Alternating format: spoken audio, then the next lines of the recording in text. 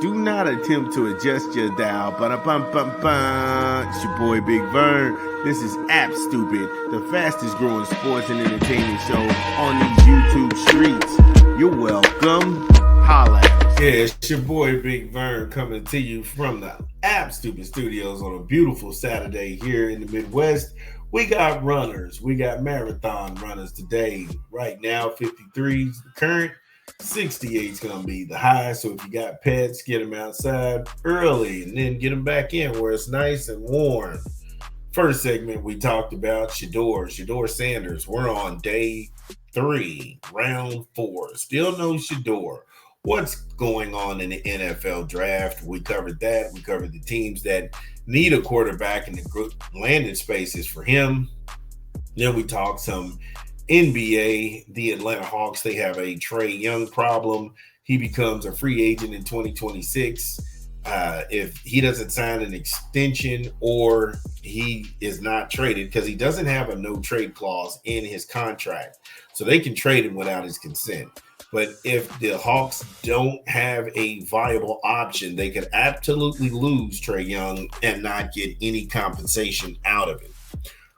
So, from the world of the NBA, we go to college basketball. Kevin Willard, he's got a problem.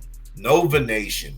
We'll talk about it when we come back from a quick 20 from a rap album. It's your boy Big Vern. Give me a beat. Boom, ba-dum, diggy, boom, boom, boom. It's your boy Big Vern coming to you live from the App Stupid Studio.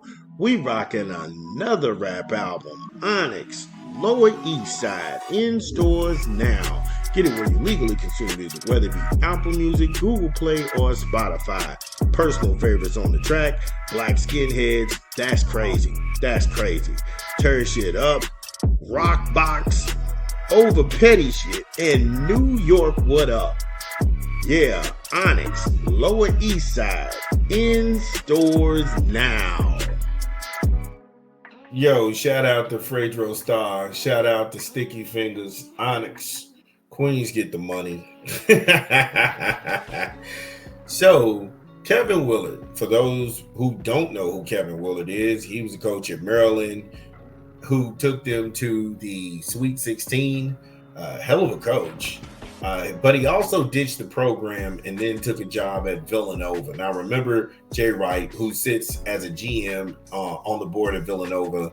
He was being pressed on TV about, hey, look, is Kevin Willard going to accept the job, yes or no? And then he kept smiling, trying to smile things away, knowing that he wanted Kevin Willard all along and that this was the plan. Now, Willard is an 18-year vet, 335 wins to 249 losses. His worst season came at Iona, where he was 45-49. To me, his best years at Seton Hall, 225 wins, 161 losses. Maryland, his record was 65 wins to 39 losses. Again, Willard was frustrated with the top brass at Maryland because he felt like they didn't have investment in basketball and his program wasn't put as the crown jewel to bring people in, and he felt like he could get a better deal somewhere else. And I'm just going to be real. When you think the grass is greener on the other side, then pretty much you need to go ahead and check yourself. Because as soon as Kevin Willard was announced as the head coach, 8 players from last year's team, they all hit the transfer portal. 8 kids from last year's team, they hit the transfer portal when he was announced that he was going to be the coach. And my Chris Tucker on Friday voice, damn. Now, 2 players, they had no more eligibility left. So still, 8 kids is a crater in a program. That is a crater in a program. 8 kids? You can't recover from anything like that. Come on, man. Now, more jaw-dropping was the fact that as soon as Willard was announced, 7 of the kids, they headed for the hills. Now, to be fair, this is still spring. He can turn this thing around. But it better happen fast because the Wildcat faithful isn't going to stand for this. The top 2 scorers on the team bailed as well. And that's what made it problematic for me as I was reading the piece, because I was like, wait a minute. Eric Dixon and Wooga Poplar, those guys, they really carried that team. And then they left. So not only do you have bodies that left, but you have scoring that left. You have rebounding that left. So you're trying to go ahead and build this thing from the ground up. This is supposed to be you getting in contact as soon as you found out that you were a finalist, that you had the job. I don't know about you, but I would have been reaching out to the kids who were making that team what it was. I would have just stood on business and been like, hey, look, I need you to stay put. I'm going to put some pieces around you. We're going to build on that. I really need you guys in the fold. If that conversation didn't happen, why? If that conversation didn't happen, why? And someone's got to answer that question. If Willard and his representation, they're going to sit down and have a candid interview about, hey, look, we wasn't able to hold on to this kid, that kid. Did you talk to him? Did you have somebody from the NIL reach out to these kids? 8 kids leaving because you're announced as the coach. They don't know you. They don't know you. So what was the salesman's pitch to keep them in the fold? What's the elevator pitch at that point?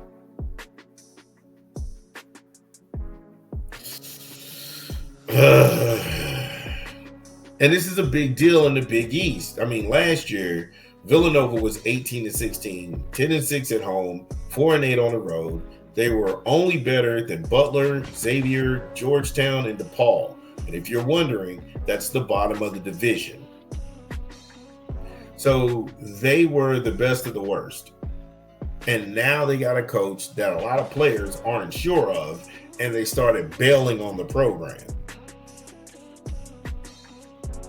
If you look at the Big East, St. Joe's and Rick Pitino, they're the kingpins of the division along with the UConn Huskies and Hurley. Then you have game dogs in the division that they go hard and they'll play you and give you a game. That's Creighton, that's Marquette.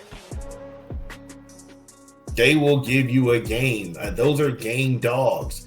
Can Villanova get into that top 3? I don't think so. I don't think so they can get into that top 3 in a year. And I'll tell you why when we come back from a quick rap album we pushing this month. It's your boy Big Vern. Give me a beat. It's your boy Big Vern coming to you live from the App Stupid Studios, pumping another rap album. Dante Hitchcock and Good Things Take Time. Get it where you legally consume music, whether it be Apple Music, Google Play, or Spotify. My personal favorites on the LP is Breakthrough. Breakthrough's heavy. They know what's up. On the Edge. Runaway Bride. What? Come on, man. This song's for you. Fight the feeling and on my way. Homie be spitting. If you like spitters and you like reality rap, oh, you gonna really enjoy this one. Good Things Take Time by Dante Hitchcock. In stores now. Yo, shout out to Deontay Hitchcock. I meant no disrespect, King. Butcher the name. I love the project. I think it's dope. So when we last left off on the other side of the content, we were talking about things that were problematic for me reading Kevin Willard and everything that's going on at Villanova. At Maryland, he could have been coach for life. He had the community. It was grassroots. He had people coming out.